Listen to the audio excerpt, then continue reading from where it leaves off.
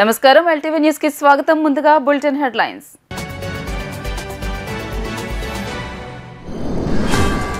YCP 6వ జాబితా విడుదల. 4 పార్లమెంట్ 6 అసెంబ్లీ స్థానాలకు అభ్యర్థులను ప్రకటించిన వైసీపీ అధిష్టానం.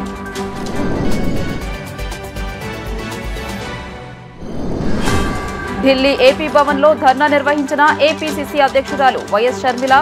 రాష్ట్రాన్ని ప్రధాని మోడీ హీనంగా చూస్తున్నారని ఆగ్రహం.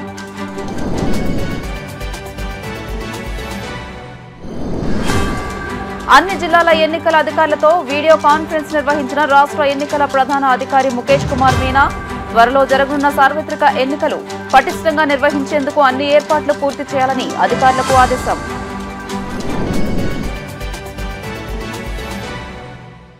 ఇక వివరాల్లోకి వెళ్తే పార్లమెంట్ అసెంబ్లీ వైసీపీ ఇన్ఛార్జీల మార్పు కోసం వైఎస్ఆర్సీపీ అధ్యక్షుడు సీఎం జగన్ కసరత్తు కొనసాగుతోంది. ఇప్పటి వరకు 5 జాబితాలను విడుదల చేసిన వైఎస్ఆర్సీపీ మరో 4 పార్లమెంట్ 6 అసెంబ్లీ స్థానాలకు 10 పేర్లతో 6వ జాబితాను ప్రకటించింది. రాబోయే అసెంబ్లీ ఎన్నికల్లో అన్ని స్థానాల్లో గెలిపే లక్ష్యంగా అధికార వైఎస్ఆర్సీపీ ప్రణాళిక సిద్ధం చేసింది. ఈ క్రమంలో పలు అసెంబ్లీ స్థానాలకు పార్లమెంట్ నియోజకవర్గాలకు సమన్వయకర్తలను మారుస్తోంది. తాజాగా పార్టీ అధిష్టానం 6వ జాబితాను విడుదల చేసింది. మంత్రి మేరుగ నాగార్జున, వైఎస్ఆర్సీపీ రాష్ట్ర కార్యదర్శి సజ్జల రామకృష్ణారెడ్డి ఈ జాబితాను ప్రకటించారు. 6వ జాబితాలో 4 పార్లమెంట్ 6 అసెంబ్లీ స్థానాలకు నియోజకవర్గాల ఇన్ఛార్జీలను మార్చింది వైఎస్ఆర్సీపీ అధిష్టానం.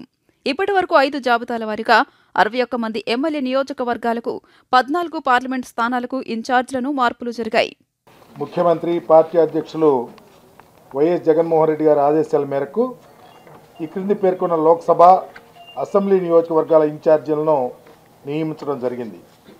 రాజమండ్రి ఎంపీ పార్టీ సమన్వయకర్తగా డాక్టర్ గూడూరి శ్రీనివాస్, అలాగే నర్సాపురం ఎంపీ పార్టీ సమన్వయకర్తగా అడ్వకేట్ గూడూరి ఉమాబాల, గుంటూరు ఎంపీకి పార్టీ సమన్వయకర్తగా ఉమారెడ్డి వెంకటరమణ, చిత్తూరు ఎంపీ ఎస్ రెడ్డెప్ప, మైలవరం సమన్వయకర్తగా సర్నాల తిరుపతిరావు యాదవ్, అలాగే మార్కాపురం సమన్వయకర్తగా అన్నా రాంబాబు, గిద్దలూరు సమన్వయకర్తగా కె నాగార్జునరెడ్డి, నెల్లూరు సిటీ సమన్వయకర్తగా ఎండి ఖలీల్, అట్లాగే జీడీ నెల్లూరు సమన్వయకర్తగా ప్రస్తుత ఉప ముఖ్యమంత్రి వర్యులు కె నారాయణస్వామి, ఎమ్మిగినూరు సమన్వయకర్తగా బుట్టా రేణుక.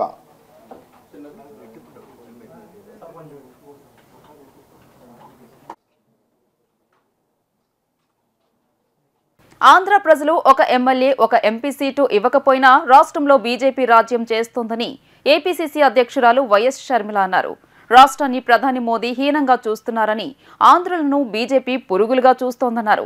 25 మంది ఎంపీలు బీజేపీకి గులాంగిరి చేస్తున్నారని విమర్శించారు. సీఎం జగన్, చంద్రబాబు బీజేపీకి గులాంగిరి చేస్తూ ఏపీని మోదీకి బానిసగా మార్చే ప్రయత్నాలు చేస్తున్నారని ఆమె ఆగ్రహం వ్యక్తం చేశారు.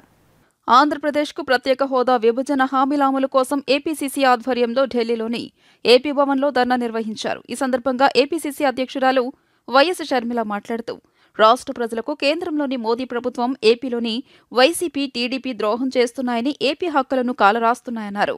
రాష్ట్ర ప్రజలకు ద్రోహం చేస్తూ వైజాగ్ స్టీల్ ప్లాంట్ను ప్రైవేటీకరించే ప్రయత్నాలు జరుగుతున్నాయని పేర్కొన్నారు. ప్రత్యేక హోదా 5 ఏళ్లైతే సరిపోదని 10 ఏళ్లు ఇస్తామని తిరుపతి సభలో ఆంధ్రులకు ప్రధాని మోదీ వాగ్దానం చేశారని షర్మిల గుర్తు చేశారు. పోలవరాన్ని పూర్తి చేస్తామన్నారు. సీమాంధ్రను స్వర్ణాంధ్ర చేస్తామని మోదీ చెప్పారు.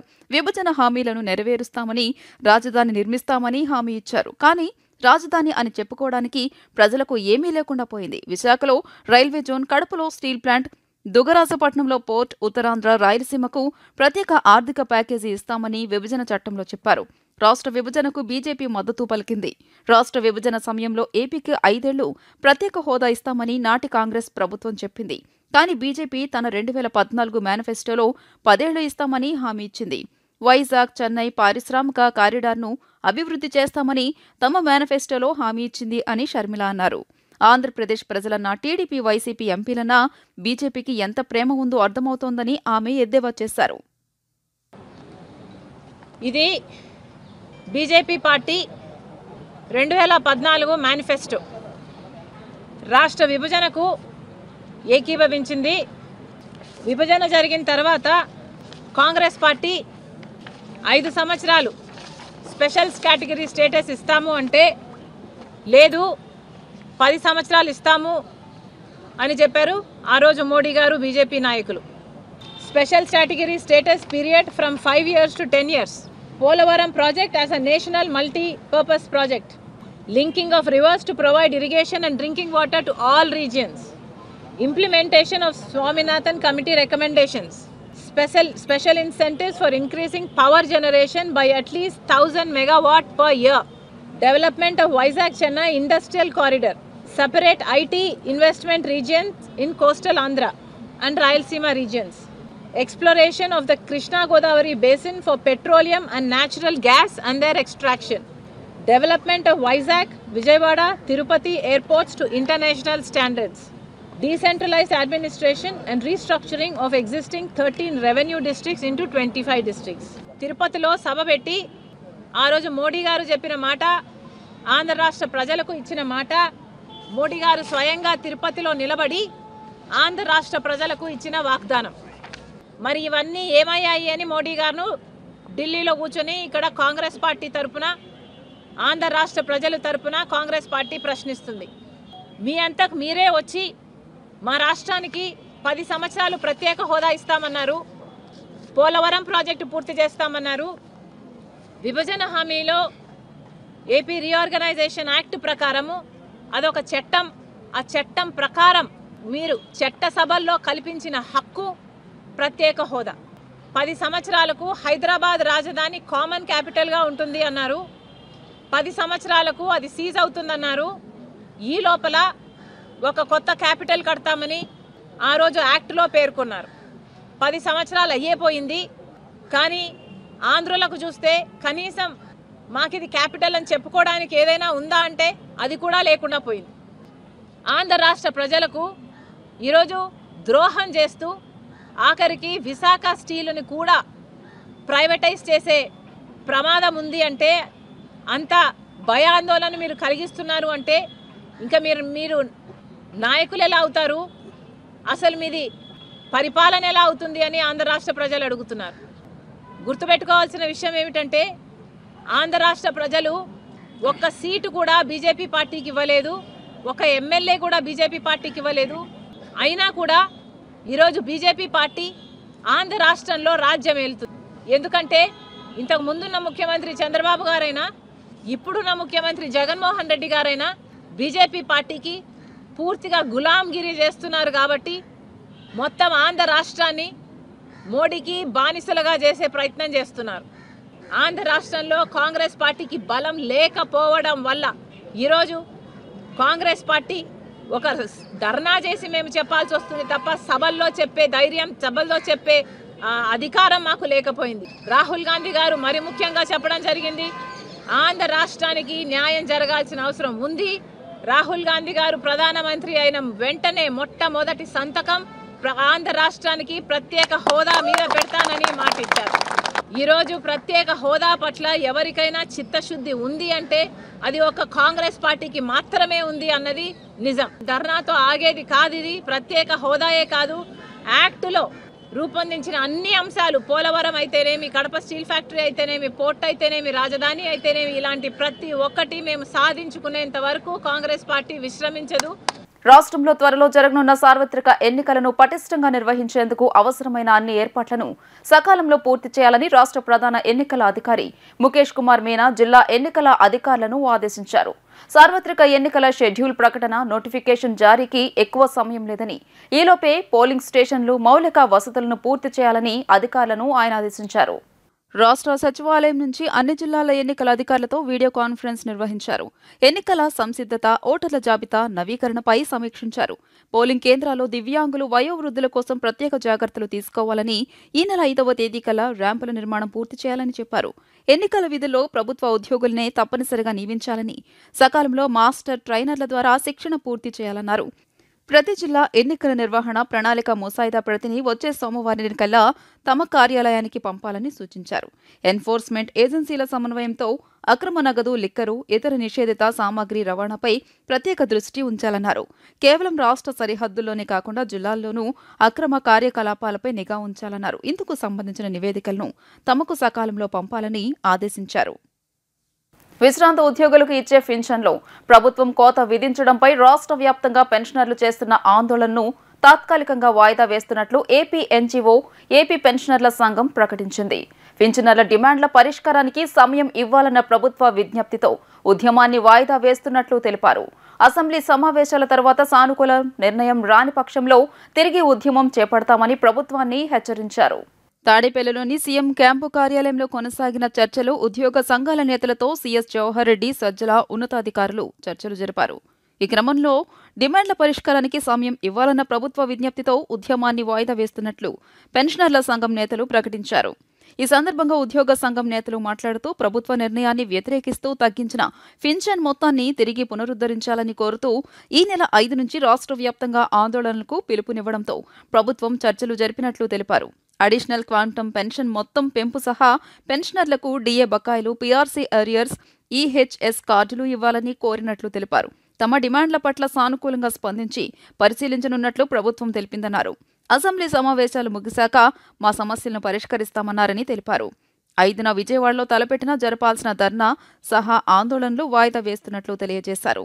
ప్రభుత్వం నుంచి సానుకూల నిర్ణయం రాకపోతే తిరిగి ఉద్యమం చేపడతామన్నారు. పక్క రాష్ట్రంలో పింఛన్దారులకు 15% అడిషనల్ క్వాంటమ్ ఇస్తుంటే ఇక్కడ 10 నుంచి 7% తగ్గించారని తెలిపారు. అసెంబ్లీ సమావేశాల దృష్ట్యా డిమాండ్ల పరిష్కారానికి ప్రభుత్వం సమయం కావాలని మమ్మల్ని కోరినందున తాత్కాలికంగా ఉద్యమాన్ని వాయిదా వేస్తున్నట్లు పేర్కొన్నారు. ఉద్యోగులకు పీఆర్సీ బకాయిలు, డీఏ సహా ఇతర బకాయిలు ఇవ్వాలని కోరినట్లు తెలియజేశారు. ప్రభుత్వ ఉద్యోగులకు 30% ఐఆర్ కావాలని సీఎస్ను ప్రభుత్వాన్ని ఇప్పటికే కోరామని, ఎన్నికల ముందు ప్రభుత్వాలు ఐఆర్ ఇవ్వడం సాంప్రదాయంగా వస్తుందన్న బండి శ్రీనివాస్ ఐఆర్పై ప్రభుత్వం అనుకూలంగా స్పందిస్తోందని ఆశాభావంతో ఉన్నట్లు తెలియజేశారు. ఈరోజు అనగా 2/2/24న రాష్ట్ర ప్రభుత్వ ఆహ్వానం మేరకు రాష్ట్ర ప్రభుత్వ ప్రధాన కార్యదర్శి డాక్టర్ కె జవహర్ రెడ్డి గారు, ఐఏఎస్ మరియు ప్రభుత్వ సలహాదారులు, జీఓఎం కమిటీ మెంబర్ అయిన సజ్జల రామకృష్ణారెడ్డి గారు మరియు ఉద్యోగుల సంక్షేమం శ్రీ ఎన్ చంద్రశేఖర్ రెడ్డి గారితో చర్చలు సానుకూలంగా జరిగినది. ప్రభుత్వము 5/2/24 నుండి అసెంబ్లీ సెషన్స్, బడ్జెట్ సమావేశాలు జరుగుతున్నాయి కావున సమయం కావలసి ఉన్నది. కాబట్టి రాష్ట్ర ప్రభుత్వ పెన్షన్ సంఘం న్యాయమైన కోరికలు పరిశీలించడానికి ప్రభుత్వం అనుకూలంగా ఉన్నది. కావున 5/2/24 జరగవలసిన ధర్నా కార్యక్రమాన్ని తాత్కాలికంగా వాయిదా వేసుకోమని కోరిన మీదట రాష్ట్ర ప్రభుత్వ పెన్షన్ సంఘం సుదీర్ఘంగా ఆలోచించి తాత్కాలికంగా వాయిదా వేయడం జరిగినది. ప్రభుత్వం మా డిమాండ్లు అమలుపరచకపోతే మరలా ఉద్యమం చేయడానికి కూడా వెనకాడబోమని తెలియజేయడమైనది. ముఖ్యంగా అడిషనల్ క్వాంటమ్ ఆఫ్ పెన్షన్ అనేది పక్క రాష్ట్రంలో 15% ఇస్తుంటే ఈ రాష్ట్రంలో 10% నుంచి 7%కి తగ్గిపోవటము, పెంచాల్సినటువంటి పెన్షన్ తగ్గించడం అనేది దారుణమైనటువంటి విషయంగా భావించి రాష్ట్రంలో ఉన్నటువంటి పెన్షన్లంతా కూడా ఏకతాటిపై గత 2 వారాల నుంచి జరుగుతున్నటువంటి ధర్నా కార్యక్రమం జరపడం జరిగింది. మరి దానికి ఇప్పుడున్నటువంటి బడ్జెట్ సెషన్స్లో ఈ అసెంబ్లీ ఉన్నటువంటి రష్ కార్యక్రమంలో ప్రభుత్వం కొద్ది రోజులు సమయం కావాలని పెన్షనర్స్ని కోరటం, దానికి పెన్షనర్స్ సంఘం పక్షాన తాత్కాలికంగా ఉద్యమాన్ని వాయిదా వేస్తున్నారు. ప్రభుత్వానికి ఇప్పటి వరకు మరి చాలా సమయం ఇవ్వటం జరిగింది. మాకు రావాల్సినటువంటి జీపీఎఫ్లు కానీ, మాకు రావాల్సినటువంటి సరెండర్ లీవ్లు కానీ, అదేవిధంగా ఏపీజీఎల్ఐ బడ్జెట్ అలాట్ చేయడంలో కానీ, మెడికల్ బిల్లులు ఇవ్వటంలో కానీ, డిఏ ఏరియర్స్ డబ్బులు ఇవ్వటం కానీ, పీఆర్సీ ఏరియర్స్ డబ్బులు ఇవ్వటం కానీ, ఈ నెలలో ఇస్తామన్నటువంటి పీఆర్సీ ఏరియర్స్ డబ్బులు ఈరోజు కూడా మరి దానికి ఇచ్చినటువంటి దాఖలాలు లేవు. వీటన్నిటి మీద కూడా మరి ప్రభుత్వం దృష్టికి, చీఫ్ సెక్రటరీ గారి దృష్టికి కూడా మేము తీసుకొని రావడం జరిగింది. దానికి కూడా ఆయన ప్రభుత్వం సానుకూలంగా ఉంది, మీకు అనుకూలంగా మేము నిర్ణయం తీసుకుంటామని చెప్పారు. అయితే రేపు 4వ తారీఖు జరిగేటువంటి ఏపీ ఎన్జిఓ సంఘం ఎగ్జిక్యూటివ్ సమావేశంలో ఏ కార్యక్రమం చేయాలనేది కూడా ఆ రోజు నిర్ణయిస్తాం. అదేవిధంగా 5వ తారీఖున జరిగేటువంటి జేఏసీ సమావేశంలో కూడా ప్రభుత్వం సానుకూలంగా స్పందించకపోతే మరి దానికి తగినటువంటి కార్యాచరణ కూడా చేపడతామని తెలియజేస్తున్నాం. ఎన్నో అవరోధాలను అధిగమించి భగవాన్ శ్రీ సత్య షిరిడి సాయిబాబా మందిరాన్ని నిర్మించారని దగ్గుబాటి పురంధరేశ్వరి తెలియజేశారు. మందిరం నిర్మాణం కోసం పాతూరి నాగభూషణం ఎన్నో అవరోధాలను ఎదుర్కొని స్వామివారి మందిరాన్ని నిర్మించారని, స్వామివారి దర్శించుకున్నందుకు ఆనందంగా ఉందని ఆమె తెలియజేశారు. మంగళగిరి మండలం పెదవడ్లపూడి గ్రామంలో నిర్మించిన భగవాన్ శ్రీ సత్య షిరిడి సాయిబాబా మందిర్ 18వ వార్షికోత్సవ వేడుకలను పురస్కరించుకుని పలు సాంస్కృతిక కార్యక్రమాలకు విచ్చేసిన భక్తులకు అన్నదాన కార్యక్రమాన్ని ఆలయ కమిటీ చైర్మన్ పాతూరి నాగభూషణం ఆధ్వర్యంలో నిర్వహించారు. శ్రీ సత్య షిరిడి సాయిబాబా వారి 18వ వార్షికోత్సవం సందర్భంగా ఆంధ్రప్రదేశ్ రాష్ట్ర బీజేపీ పార్టీ అధ్యక్షురాలు దగ్గుబాటి పురంధరేశ్వరి స్వామివారిని దర్శించుకున్నారు. ఈ సందర్భంగా ఆమె మాట్లాడుతూ మందిరం నిర్మాణం కోసం పాతూరి నాగభూషణం ఎన్నో అవరోధాలను ఎదుర్కొని స్వామివారి మందిరాన్ని నిర్మించారని, స్వామివారిని దర్శించుకున్నందుకు ఆనందంగా ఉందని తెలియజేశారు. మన సంస్కృతి పట్ల అవగాహన ఉండాలని, బాబా ఆశీర్వాదం ఇక్కడ ఉన్నటువంటి వారందరికీ ఉండాలన్న సంకల్పంతో వారు నిర్మాణం చేశారు. మరి వారి సంకల్పం బలంగా ఉన్నటువంటి సందర్భంలోనే ఇంత గొప్ప స్థాయికి ఆలయం ఎదిగి రావడం, అదేవిధంగా ఈ పరిసర ప్రాంతాల్లో ఉన్నటువంటి ప్రజలందరూ కూడా ఇక్కడికి వచ్చి బాబా ఆశీర్వాదం తీసుకునే దిశగా ఈ వెసులుబాటు కలగడం జరిగింది. మానవ సేవ మాధవ సేవ అన్నది బాబా గారి జీవితాన్ని కనుక మనం అధ్యయనం చేసినట్లయితే మనకి బాగా అర్థమయ్యేటువంటి విషయం. కనుక బాబాని ఆదర్శంగా తీసుకుని ఇక్కడికి కేవలం వచ్చి నమస్కరించి పూలు అర్పించి పుష్పాలు అర్పించి వారి ఆశీర్వాదం తీసుకోవడం మాత్రమే కాకుండా వారు ఏదైతే విశ్వసించారో ఆ మార్గంలో ప్రజలందరూ కూడా నడవాలని, అన్ని దానాల్లో కన్నా అన్నదానం గొప్పదంటారు. ఏదైనా మనం ఏదైనా దానం చేసినట్లయితే ఇంకా ఇంకా కావాలి అని భావన ఉంటుంది. కానీ ఆకలితో ఉన్న వారికి కనుక అన్నం పెట్టినట్లయితే కడుపు నిండిన తర్వాత చాలు అని చెప్పేటువంటి ఏకైక దానం అన్నదానం. కనుకనే అన్నదానం గొప్పదని చెప్తారు. అది కూడా చేస్తున్నటువంటి సందర్భంలో ఖచ్చితంగా వారికి భగవంతుడి అనుగ్రహం ఆశీర్వాదం ఉంటుందని చెప్పి భావిస్తారు.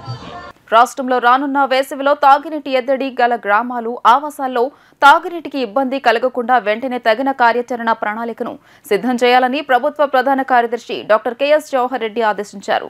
తీర ప్రాంత మండలాల్లోని గ్రామాలు, గిరిజన మారుమూల ప్రాంతాల్లోని ఆవాసాల్లో ఎక్కడా తాగునీటికి ఇబ్బంది కలగకుండా తగిన కార్యాచరణ ప్రణాళికను రూపొందించి కట్టుదిట్టంగా అమలు చేసేందుకు చర్యలు తీసుకోవాలని స్పష్టం చేశారు.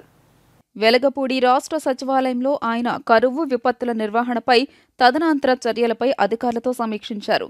రానున్న వేసవి దృష్ట్యా రాష్ట్రంలో ముందుగా తాగునీటికి ఇబ్బంది ఉండే గ్రామాలు, ఆవాసాల్లో తాగునీటికి ఇబ్బంది లేకుండా వెంటనే తగిన కార్యాచరణ ప్రణాళికను రూపొందించి అమలు చేసేందుకు సిద్ధంగా ఉండాలని పంచాయతీరాజ్, గ్రామీణాభివృద్ధి శాఖల అధికారులను ఆదేశించారు. వివిధ రక్షిత మంచినీటి పథకాలు, ఇతర తాగునీటి సోర్సులన్నింటినీ పూర్తిగా అందుబాటులో ఉంచుకుని వేసవిలో ఎక్కడా తాగునీటికి ఇబ్బంది కలగకుండా ఉండేందుకు వీలుగా అవసరమైన చర్యలు తీసుకోవాలన్నారు.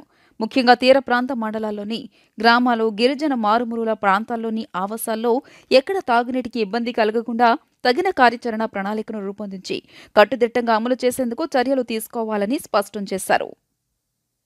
వార్తలు ముగించే ముందు హెడ్లైన్స్ మరోసారి.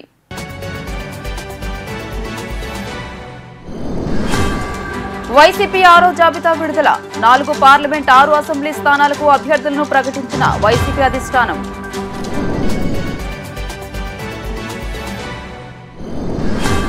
ఢిల్లీ ఏపీ భవన్లో ధర్నా నిర్వహించిన ఏపీసీసీ అధ్యక్షురాలు వైఎస్ షర్మిల.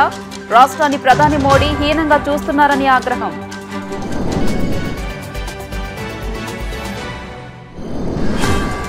అన్ని జిల్లాల ఎన్నికల అధికారులతో వీడియో కాన్ఫరెన్స్ నిర్వహించిన రాష్ట్ర ఎన్నికల ప్రధాన అధికారి ముఖేష్ కుమార్ మీనా. త్వరలో జరగనున్న సార్వత్రిక ఎన్నికలు పటిష్టంగా నిర్వహించేందుకు అన్ని ఏర్పాట్లు పూర్తి చేయాలని అధికారులకు ఆదేశం.